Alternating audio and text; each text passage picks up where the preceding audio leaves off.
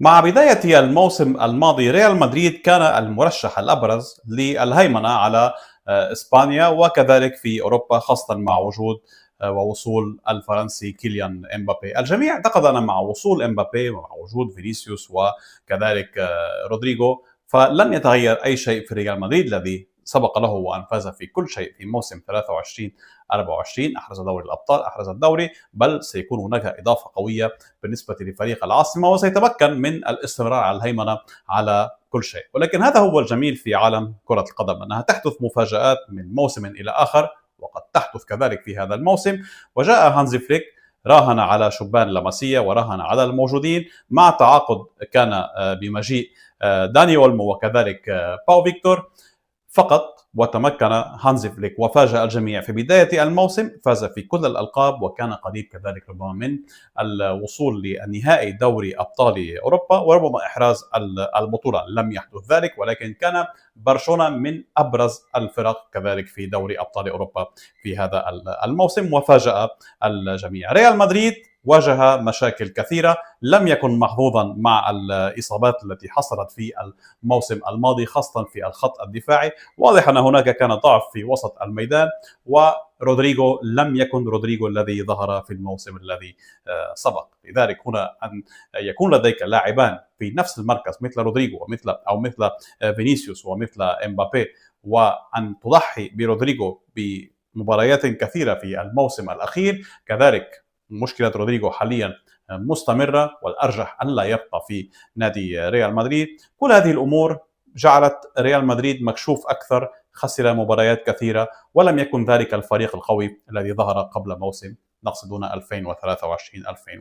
وكانت نهاية حقبة أنشيلوتي. وواضح أن النادي والفريق بحاجة لتغيير كبير على مستوى إدارة الفريق وكذلك على مستوى الدفاع، وهذا ما قام به ريال مدريد من تعاقدات في هذا الموسم لتحسين صورته وليكون الفريق أقوى من الناحية الدفاعية، خاصة لأن كل التعاقدات جاءت في هذا الصدد، في هذه المراكز التي عانى منها ريال مدريد في الموسم الماضي مع إصابة كارفاخال، مع إصابة ميليتاو. وبالتالي هنا ريال مدريد وجد نفسه يلعب من دون كذلك ظهير أيمن ومن دون ظهير أيسر مع إصابات كذلك مندي المتكررة. لذلك هنا ريال مدريد ربط على ترينت أرنولد، على ألكسندر أرنولد، تعاقد مع هذا اللاعب، كلفه 10 ملايين يورو، وصل ولعب في كأس العالم للأندية. ظهير ممتاز جدا من الناحية الهجومية، لديه دون أي شك عيوب في الجانب الدفاعي. هنا مهمة تشافي ألونسو المدرب الجديد في إيجاد هذا الحل مع هذا المدافع، طبعا مع عودة داني كارفاخال. وبالتالي هنا بإمكاننا نقول أن هذه الجهة اليمنى بشكل كبير بالنسبة لريال مدريد أصبحت متعافية بشكل أكبر.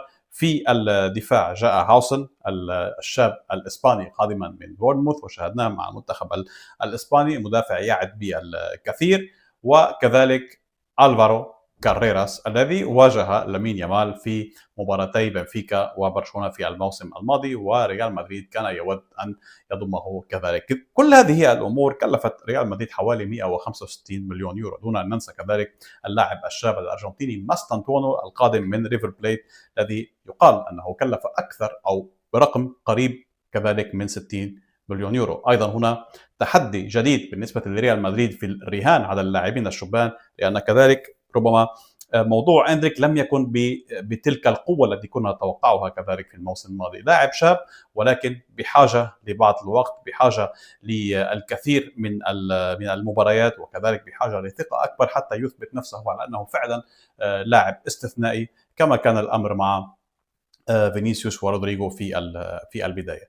ماستانتونو لاعب موهوب، لاعب ينتظر منه الكثير. السؤال دائما يطرح: هل سينجح في ريال مدريد؟ انظروا ما حدث مع رينير الذي جاء لريال مدريد ولم يلعب أي مباراة مع ريال مدريد. دائما الرهان على الشبان القادمين من القارة الثانية، من قارة أمريكا الجنوبية، لا يكون دائما ناجحا. ولكن هنا ريال مدريد يأمل أن تنجح هذه الصفقة، أن يلعب جودر بشكل أفضل، أن يظهر إمبابي بأفضل مستوى. ولكن رغم كل هذه الصفقات التي قام بها ريال مدريد، التي دون أي شك سوف تدعم صفوفه بشكل كبير، ما زال ريال مدريد يفتقد للاعب مثل كروس، للاعب ينظم اللعب، لاعب مثل كروس، مثل بيدري، حتى مثل مودريتش. كل هذه الاسماء حتى الان غير موجوده. هناك الشاب بيتارتش يعول عليه تشافي الونسو، لنرى ان كان سيكون قادرا على لعب دور لاعب محوري في هذه المنظومه. ولذلك انا قلت هناك دائما مفاجات تحدث. حدثت المفاجاه مع فليك، فاجانا منذ اليوم الاول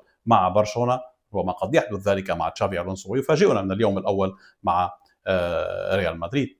هذا كل شيء وارد في عالم كرة القدم، وعندما تصب الترشيحات في مكان ما عادة ما تتغير الأمور، ومع مجريات المباريات نشاهد أشياء كثيرة. أن ذلك كذلك مرتبط بالأمور التي قد تحدث خلال الموسم من إصابات، من غيابات في مواعيد محددة، في مواعيد مهمة. كل هذه الأمور كذلك تعتبر أيضا توفيق وحظ في بعض الأحيان، يصب في مصلحتك في بعض الأحيان، لا يصب في مصلحتك في أحيان أخرى. وهذه الأمور كذلك تلعب إلى مصلحة نادي وآخر. هذا بالنسبة لريال مدريد الذي صرف كل هذه الأموال. هذا الصيف لم يكن سهلا على ريال مدريد، ولكن في المقابل كذلك حصل على أموال تقدر بحوالي أقل بقليل من 100 مليون يورو من المشاركة الأخيرة في كأس العالم. بين الإصابات والأزمات، ألونسو يراهن على ميليتاو لإنقاذ الخط الخلفي.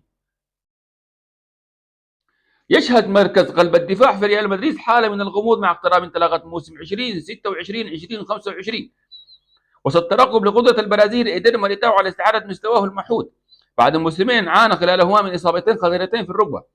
وفقا لصحيفة ماركا الإسبانية، فإن الهزيمة الثقيلة التي تلقاها فريق تشافي ألونسو أمام باريس سان جيرمان في نصف نهائي كأس العالم للأندية حملت بطياتها نقطة إيجابية نادرة، وهي عودة ميليتاو إلى الملاعب. ورغم مشاركته لبضع دقائق فقط، إلا أن أداؤه بدا خاليا من التردد أو آثار الإصابة. جاءت هذه العودة في 9 من تموز يوليو بعد أن تعرض في تشرين الثاني نوفمبر الماضي لتمزق في الرباط الصليبي للركبة اليمنى أمام أوساسونا. وخاض ميليتاو 18 مباراة في الموسم الذي كان يفترض أن يكون موسم عودته، بعدما لعب 13 مباراة فقط في الموسم السابق. وخلال فترة الإعداد الحالية شارك أمام ليجينيس وسجل هدفا، ما عزز من المؤشرات الإيجابية حول جاهزيته. وفي موسم 2023-2024 قام ميليتاو منذ 12 آب أغسطس وحتى 31 آذار مارس قبل أن يعود أمام أتلتيكو بلباو بعد إصابة مماثلة في الرباط الصليبي للركبة اليسرى تعرض لها في الجولة الافتتاحية أمام ماميس، وأنهى الموسم بمشاركة في الدقائق الأخيرة من نهائي دوري أبطال أوروبا في باريس. على مدار الموسمين الأخيرين اكتفى ميليتاو بخوض 31 مباراة مقارنة ب 101 مباراة في الموسمين السابقين، حيث كان أحد أحمد الدفاع كارلو أنشيلوتي بجانب ديفيد ألابا وأنطونيو روديغير. وكان قد برز مع أنشيلوتي بعد فترة من الشكوك تحت غير زيدان، حيث شارك وقتها في 31 مباراة فقط خلال الموسمين. ويعتبر ميليتاو ركيزة أساسية في خطة تشافي ألونسو، خاصة مع اعتماده على طريقة لعب بثلاثة مدافعين وظهيرين متقدمين، ما يتطلب استقرارا في الخط الخلفي إلى جانب الشاب